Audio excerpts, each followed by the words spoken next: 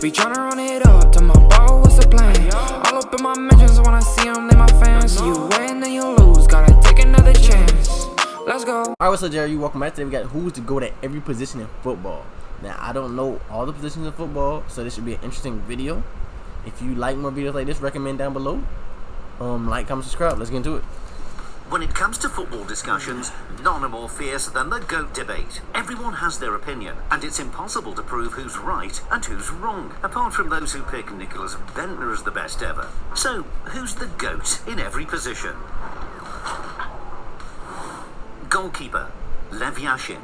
Honorary mention, Iker Casillas. Okay. These days, I think I've heard of any Iker. goalkeeper who spent his entire career at Dynamo Moscow wouldn't be in the GOAT debate. But football and the world was a very different place in Lev Yashin's days. Despite never playing in Western Europe, Yashin is the best goalkeeper in history. Nicknamed the Black Spider because of his all-black kit, the shot stopper from the Soviet Union revolutionized his position. Yashin was a real presence between the posts. He closed down strikers in one-on-ones and helped his team start attacks. He organised his defence and came off his line to catch crosses. Now, those things might sound pretty normal in 2020, but they were rare when he started doing them in the 1950s. Yashin's reflexes were incredible. They helped him keep more than 270 clean sheets between 1950 and 1970. He was a penalty-saving expert, keeping out over 150 spot kicks in his career. Iker Casillas pushes him close. The Spain legend is the best goalkeeper of modern times, but Yashin is the only one to have won the Ballon d'Or. That says it all. Ballon d'Or? Right back. How many goalkeepers have won a Ballon d'Or? Is he the only one? Cafu. Many of the contenders at right back are from Brazil. Jalma Santos, Carlos Alberto and Cafu, who deserves an honorary mention. But the GOAT at right back is another Brazilian. Step forward, Dani Alves. Alves definitely wasn't the first attacking right back. Jalma Santos was breaking forward in the 1950s. Cafu took it to another level in the 1990s. But Alves attacked in a different way. He didn't just rely on speed and physicality. He also had world-class technique. At Barcelona, he was a playmaker at right back. Oh my God. His relationship with Lionel Messi was superb. Alves' importance to Pep Guardiola's legendary Barca team shouldn't be underestimated. His collection of medals is pretty ridiculous too. Alves has won 43 trophies in his career, making him the most decorated footballer in history. Centre-backs, Franco Baresi and Franz Beckenbauer. Honorary mentions, Bobby Moore and Alessandro Nesta. Italians are known as the kings of defending. I don't like... Are we giving two people... Are we going to give two people GOAT positions?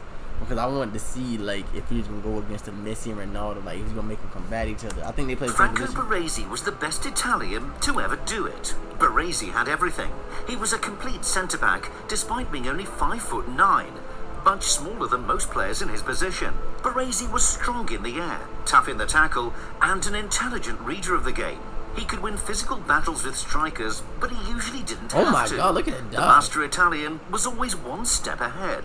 Baresi was also comfortable in possession. He had a fantastic range of passing and helped start attacks from the back. He wasn't the best ball-playing centre-back ever, though. That honour goes to Franz Beckenbauer. The German spent most of his career playing as a sweeper. We don't really see that role these days because of changes to the offside law. Beckenbauer played behind the defensive line and swept up loose balls. His reading of the game was fantastic, and strikers rarely got the better of him. Beckenbauer's other function was to carry the ball up the pitch and start attacks. He was a genius at doing this. Beckenbauer was a better dribbler than some wingers. Beckenbauer won 3 European Cups with Bayern Munich, as well as the World Cup and the Euros with West Germany. England legend Bobby Moore deserves a mention. He was a classy defender who was ahead of his time. Alessandro Nesta was excellent too, but Baresi and Beckenbauer are the GOATs at the back. Left back, Roberto Carlos. Paolo Maldini. Roberto Carlos wasn't only a world-class left-back, but he transformed the position too. Fullbacks did attack before Roberto Carlos came along, but he took it to a whole new level. His powerful runs up and down the flank were a key feature of Real Madrid's play for years. While we're watching this, there will be something in the information box, so if you want to watch these players, if I reacted to them, I'll put the video in the information box. I reacted to Roberto. Zinedine Zidane and Xavi Hernandez. Honorary mentions go to Clarence Seedorf and Andre Iniesta. Whether he played as a number 10 or in a more withdrawn role, Zinedine Zidane was one of the best playmakers we've ever seen. Zizou oozed creativity. He was an artist on the pitch, but that doesn't mean he wasn't effective. Zidane had plenty of end product to go with his silky dribbling and smooth passing. He was a big game player too. Zidane rose to the occasion in the 1998 World Cup final, scoring twice against Brazil to help France win the tournament for the first time. Zidane was a scorer of great goals. His best was a left-footed volley against Bayern and he's one of the GOAT managers. In the 2002 Champions League final. He wasn't even left-footed, for goodness sake. His partner is Xavi Hernandez. Pep Guardiola's Barcelona were arguably the best team ever, and Xavi was their heartbeat. The Spaniard once said he worried that there was no longer a place in the game for a small, technical midfielder like him. He solved the problem by transforming the game. Suddenly, everybody wanted their own pass master in the middle of the pitch. Xavi was better than anyone at setting the tempo of the play. He knew when to speed things up and when to slow things down. Xavi plays in the future, Dani Alves once said.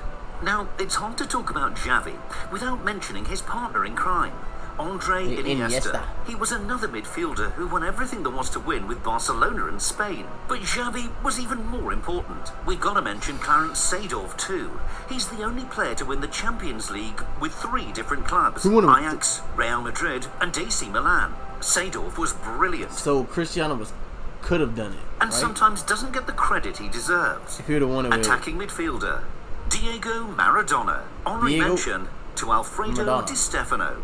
Now, this is where it gets a bit interesting. Choosing the GOAT at attacking midfield isn't easy. How can it be when you've got legends like Michel Platini, Zico and Alfredo Di Stefano to choose from? Di Stefano is especially unlucky to miss out. Just because he played a long time ago doesn't mean he wasn't world class. The Real Madrid icon was a true great. But the GOAT in this position is Diego Maradona. Now, he wasn't always well behaved off the field. I heard that he was considered the GOAT before like Messi and Ronaldo came around. Like the GOAT of all. He was a genius. Maradona led Argentina to World Cup glory almost single-handedly. He then did the same at Napoli, winning the club's first 2 Serie A titles. Maradona was one of the most technically gifted players ever. He was also one of the best dribblers. The ball looked like it was glued to his foot. It's a shame he never got a true crack at the European Cup. But when it comes to attacking midfielders, Maradona was the greatest. Right wing, Lionel Messi. Honorary mention to Garrincha. Lionel Messi is far more than just a right-sided forward. He's not always played in that position either, but it's the role that fits him best. The Barcelona forward has been playing at a world-class level for more than a decade. Even if he never scored a goal in his life, his dribbling and passing would make him one of the best ever. Fact is, though, he's also scored quite a few goals, more than 700 for club and country. One underrated aspect of Messi's brilliance is his decision-making. You know, he rarely makes a bad choice.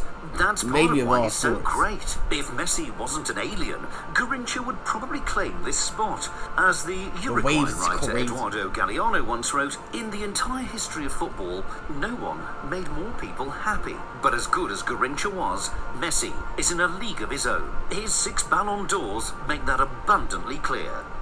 Left wing, Cristiano Ronaldo. Honorary mention, Johan Cruyff. In his early years, Cristiano Ronaldo was an exciting winger. I'm gonna be honest, I don't think I can fit all the information. I've reacted to a bunch of these, but I don't think I can put all the information boxes. So some of them you may just have to search the channel. Loved to dribble with the ball and pull out tricks and flicks. Ronaldo was entertaining to watch back then, but he was known more for step-overs than goals. Not anymore. Ever since his last 2 seasons at Manchester United, Ronaldo has been a scoring machine. He's got almost 800 goals to his name and recently became the top scorer in football history. He also has an elite mentality. Ronaldo produces in the biggest games time and time again. He's carried his teams over the finish line at times. CR7 is world-class, technically, physically and mentally.